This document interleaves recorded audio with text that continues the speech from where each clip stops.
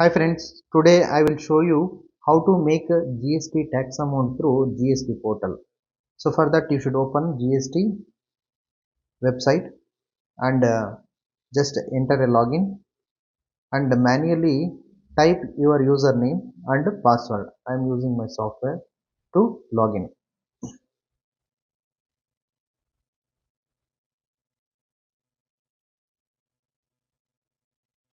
and then enter captcha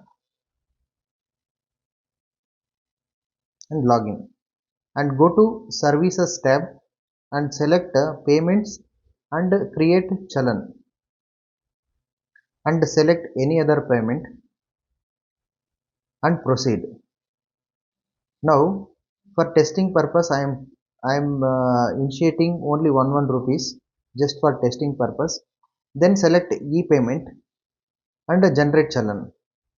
So this screen will appear. Then again you have to select beam UPI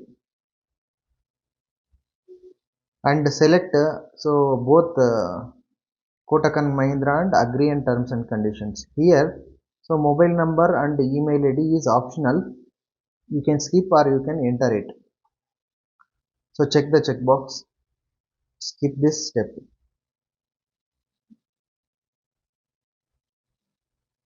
Now you will get a QR code page. Okay. So it is a dynamic QR code. Okay. So dynamic QR code means in that QR code all the informations are synced. Your GST number, amount, everything is synced. And so second option is you can enter UPI ID and make you can click make payment for 2 rupees. So it will automatically appear in phone pay or Google Pay account. So whichever UPI ID you have given, that account will open for payment. Now I will show you how to make the payment in phone pay through scanning. Just open a phone pay account